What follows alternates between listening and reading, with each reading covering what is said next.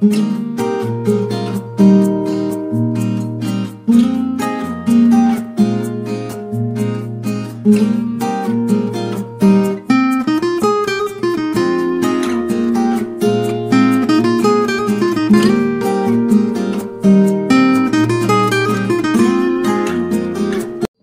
morning, respected teachers, dear students. This week we are celebrated Constitution Week on the occasion of Republic Day. And already know that after 9 days, on 26 January, we are going to celebrate Republic Day. Already you know, na? This day in 1950, Indian Constitution are enacted, and today I want to share some facts, making facts of our Constitution. 1946, British Parliament sent 3 cabinet ministers of Britain for making the Indian Constitution and make a proper plan for Indian independence. And this committee, under the leader of Patrick Lawrence, जो Britain की एक बहुत बड़ा minister थे, उनके leadership से total 3 member को Britain government India भेजे थे भारत की कॉन्स्टिट्यूशन बनाने के लिए और भारत की आज़ादी की प्लान करने के लिए। और 3 लीडर आके भारत की जितना भी लीडर थे, हायर अथॉरिटी लीडर थे उस टाइम के, सबसे एक प्रॉपर मीटिंग बना के एक ड्राफ्टिंग कमेटी बनाने की प्लान की है, जो ड्राफ्टिंग कमेटी इंडिया की कॉन्स्टिट्यूशन बनाएंगे। इन 1946 एक ड्राफ्टिंग कमेटी बना, टोटल मेंबर ड्राफ्टिंग कमेटी के थे 389। 1947 इंडिया इंडिपेंडेंस हुआ 15 अगस्त, but unfortunately India divided into 3 part, India, East Pakistan and West Pakistan. So the member of the drafting committee also left, and after dividing the India, the member of the drafting committee was 299.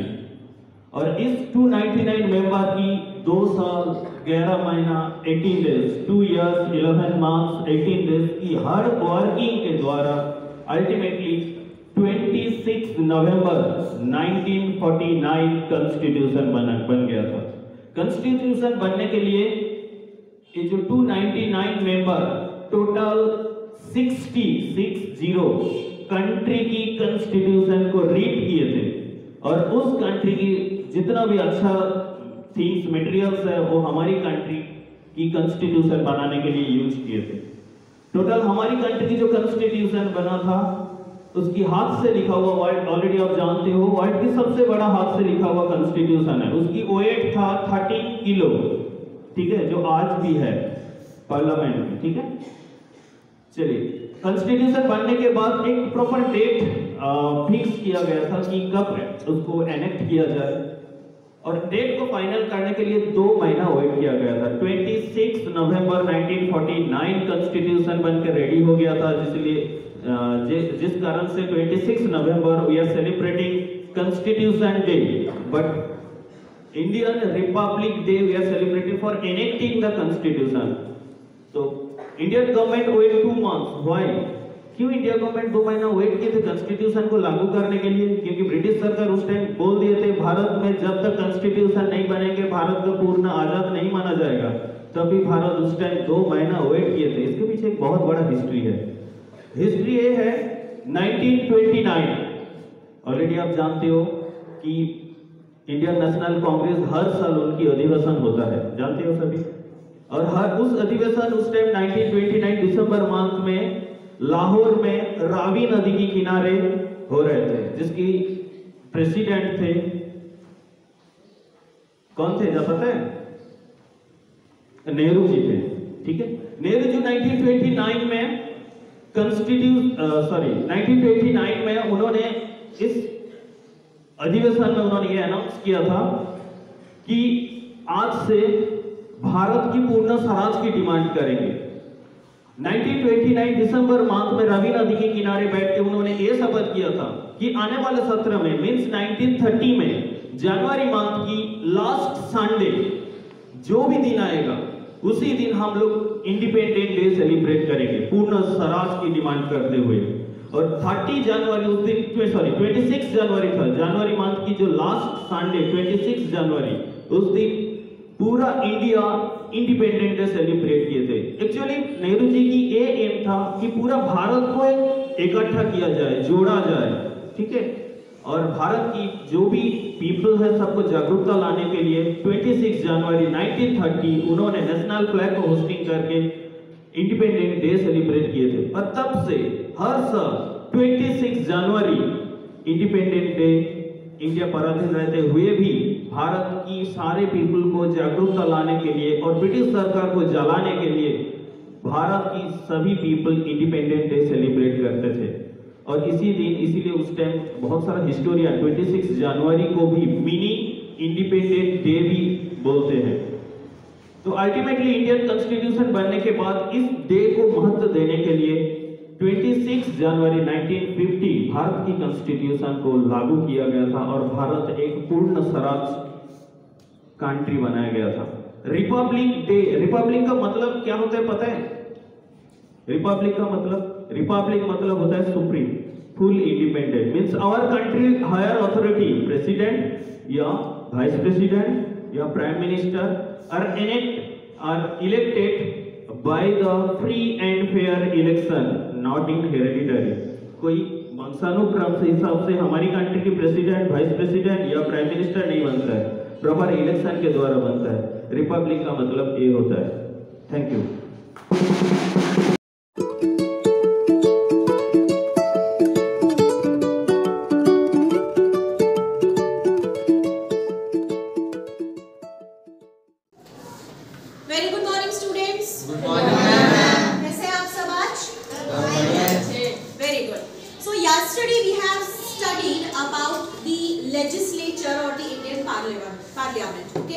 हम लोगों का constitution week चल रहा है, आज उसका day 2 है। कल हम लोग लेजिस्लेचर या पार्लियामेंट का जो सेक्शन है वो कंप्लीट कर चुके हैं। आप लोगों ने काफी अच्छा उसमें पार्टिसिपेशन किया, क्विज वगैरह जो हमने पूछे उसका आपने काफी अच्छा आंसर दिया। अब आज डे 2 में हम लोग कंबाइंड रूप में एक साथ हम लोग एग्जीक्यूटिव और जुडिशरी को समझने की कोशिश करेंगे, ठीक है। ये बोर्ड में जो भी चीजें आप देख रहे हैं सबको मैं आपको थोड़ा डिटेल में समझाती चलूंगी। कल हम लोगों ने देखा था कि किसी भी गवर्नमेंट के, जैसे सेंट्रल गवर्नमेंट हो या स्टेट गवर्नमेंट हो, उसके 3 मेन ऑर्गन्स होते हैं। First was legislature, second was executive and third was judiciary. Legislature का पार्ट हमने देखा था president and Lok Sabha and Rajya Sabha. अब आज हम करने वाले हैं एग्जीक्यूटिव। सबसे पहले मैं आप लोगों को ये बता दूं कि एग्जीक्यूटिव एग्जीक्यूट करने से आप क्या समझते हैं? What do you understand by execution? Anybody? What do you understand by execute करना? कुछ समझ रहे हैं? फॉर एग्जाम्पल, मैंने क्लास के मॉनिटर से कहा कि आपको आज दोपहर जाने के पहले मुझे क्लास के सभी स्टूडेंट्स के नेम, रोल नंबर और कॉन्टेक्ट नंबर लिख के देने हैं। तो मैंने क्या किया, मैंने आप लोगों को ऑर्डर दिया, ठीक है, या मैंने आप लोगों को कुछ काम कहा। लेजिस्लेचर का भी काम कुछ इसी तरीके का है, वो ऑर्डर बनाते हैं और उसे किसे पास कर देते हैं? एग्जीक्यूटिव्स की तरफ। अब उस काम को मॉनिटर की जिम्मेदारी है, मॉनिटर उस काम को प्रैक्टिकली परफॉर्म करेगा, उस काम को एग्जीक्यूट करेगा। इसी तरीके से लेजिस्लेचर में या पार्लियामेंट में या स्टेट लेजिस्लेटिव असेंबली में जो भी रूल्स, रेगुलेशंस या लॉज बनते हैं, जो कानून बनते हैं, जिन्हें फ्रेम किया जाता है, इन सभी को एग्जीक्यूट कराना, पब्लिक में एग्जीक्यूट कराना, हर लेवल पे एग्जीक्यूट कराना, ये जो भी लेवल्स आप देख रहे हैं हर एक लेवल पे एग्जीक्यूट कराने का काम कौन करता है? एग्जीक्यूटिव्स करते हैं। अब एग्जीक्यूटिव के बारे में डिटेल में जाने के पहले मैं आपको बता दूं कि एग्जीक्यूटिव्स 2 टाइप के होते हैं। क्या कोई बता सकता है how many types of executive? 2 types. Names आप बता सकते हैं? एनीबॉडी? नो, वो तो लेवल ऑफ गवर्नमेंट्स के ऑर्गन पे है। देखिए, नेता या जो पॉलिटिशियंस होते हैं वो कितने टाइम के लिए आते हैं? 5 years। उनको एक मिनिस्ट्री दी जाती है और उस मिनिस्ट्री के जो भी काम होते हैं, रूल्स होते हैं, रेगुलेशंस पॉलिटिशियंस होते हैं, स्कीम्स होती है, उसको क्या करवाते हैं, कैरी फॉरवर्ड करवाते हैं, एग्जीक्यूट करवाते हैं। लेकिन वो क्या परमानेंट होते हैं? नहीं, वो टेम्पररी होते हैं। तो जो पॉलिटिशियंस होते हैं, जो मिनिस्टर्स होते हैं, उन्हें बोला जाता है टेम्पररी एग्जीक्यूटिव। क्या बोला जाता है? Temporary executive. और इसके अलावा जितने भी आप गवर्नमेंट ऑफिसर्स देखते हैं, जैसे IAS, IPS, collector, district magistrate, SDO, BDO, ये सभी जो गवर्नमेंट ऑफिसर्स होते हैं, इनको बोला जाता है परमानेंट एग्जीक्यूटिव। क्या बोला जाता है? Permanent executive. क्यों बोला जाता है परमानेंट एग्जीक्यूटिव? क्यों? क्योंकि वो हमेशा के लिए रहते हैं। तो ये जो काउंसिल ऑफ मिनिस्टर होती है, स्टेट लेवल पे मिनिस्टर्स का ग्रुप होता है। ये अपने अपने स्टेट की इंफॉर्मेशन कलेक्ट करते हैं। किससे कलेक्ट करते हैं? जो एग्जीक्यूटिव्स होते हैं, जैसे कि आईएएस ऑफिसर हो गए, कलेक्टर्स हो गए, डिस्ट्रिक्ट मजिस्ट्रेट हो गए, तहसीलदार हो गए, इन सबसे जानकारी इकट्ठी करते हैं। फिर अपने अपने स्टेट की जानकारी को जो main head of the department होते हैं, सेंट्रल लेवल के जो हेड होते हैं, उनको देते हैं। वो लोग फिर प्राइम मिनिस्टर के सामने सारी बात रखते हैं कि हमारे स्टेट में ये प्रॉब्लम है, हमारे स्टेट में ये प्रॉब्लम है, या इस स्टेट में सूखा पड़ा है, उस स्टेट में फ्लड आया है, XYZ। इस स्टेट में लोगों को कुछ स्कीम देनी जरूरी है, कहीं पर एम्प्लॉयमेंट नहीं है, बात समझ आ रहे हो, कहीं पर इंफ्रास्ट्रक्चर नहीं है। तो ये सारी चीजें कैबिनेट मिनिस्ट्री क्या करती है, डिस्कस करती है और प्राइम मिनिस्टर को बताती है। फिर ये लोग मिलकर बनाते हैं प्रपोजल। अब कुछ ध्यान आ रहा है? फिर ये प्रपोजल जो है कहाँ पेश किया जाता है, प्रोड्यूस किया जाता है? लेजिस्लेचर में। और उसको कौन करता है propose? House of the leader. House of the leader कौन रहते हैं? बात समझ आई? तो काउंसिल लेवल पे सारी जानकारी प्राइम चीफ मिनिस्टर और council of ministers her state के अपने अपने डिपार्टमेंट्स की जानकारी इकट्ठा करते हैं। स्टेट लेवल पे ये लोग काम करते हैं, सेंट्रल लेवल पे ये लोग काम करते हैं। अब काउंसिल ऑफ मिनिस्टर्स जो है वो मेजर इंपॉर्टेंट मुद्दों को प्राइम मिनिस्टर से डिस्कस करते हैं, फिर एक प्रपोजल बनाते हैं, उसको लेजिस्लेचर में भेजते हैं, लोकसभा में। लोकसभा में उस पर डिबेट होती है, जैसे हमने कल समझा था। लोकसभा में उस पर डिबेट होती है, क्वेश्चन होता है, फिर राज्यसभा जाता है रिव्यू के लिए। राज्यसभा से ओके होके आता है, किसके पास जाता है? प्रेसिडेंट के पास साइन होता है।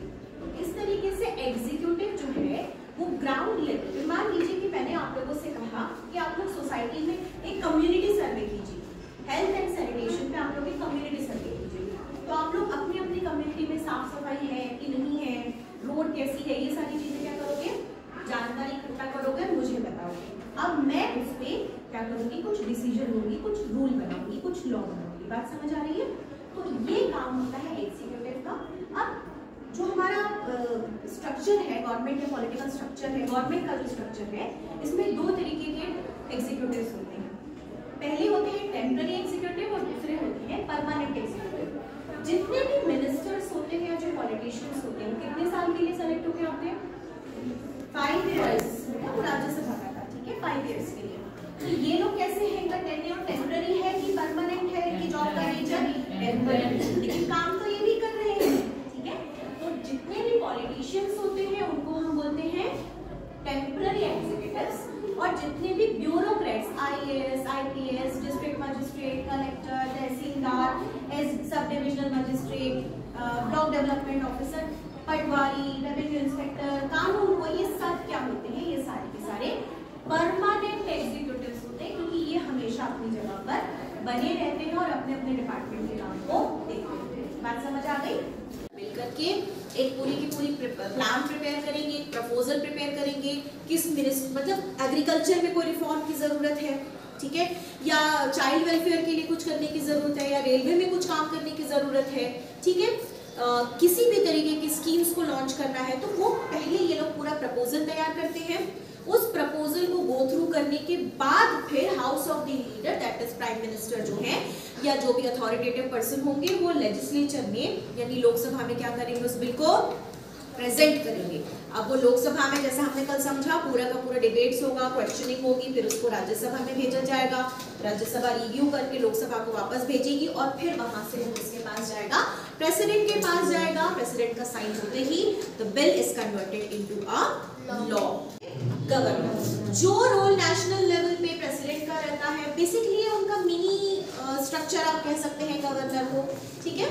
तो इनके पास में भी वो पावर्स होती है लेकिन लिमिटेड। प्रेसिडेंट के कंपैरिजन में गवर्नर के पास स्टेट लेवल पे पावर्स होती है तो ऑब्वियसली कम होंगी, उनकी अथॉरिटी थोड़ी कम रहती है, but still he is the most important person in the state, first person of the state. Same होता है।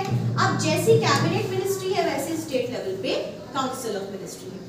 स्टेट में जितनी भी मिनिस्ट्रीज होंगी उन सभी के जो हेड होते हैं, head of the ministry, head of the department, वो सभी मिनिस्टर्स या ब्यूरोक्रेट्स जो होंगे, मिनिस्टर्स बेसिकली वो काउंसिल ऑफ मिनिस्टर का पार्ट होते हैं।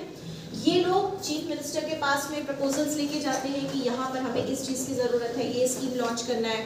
मान लीजिए किसी साल गॉड फॉरबिड ड्रॉट आ गया, सूखा पड़ गया या फ्लडिंग आ गई तो क्या किया जाए, या कोई पैकेज रिलीफ फंड देना है, किस तरीके की चीज़ें होती हैं, वो फिर क्या करते हैं चीफ मिनिस्टर के साथ काउंसिल ऑफ मिनिस्टर्स बैठ के मीटिंग में उसको डिस्कस करते हैं।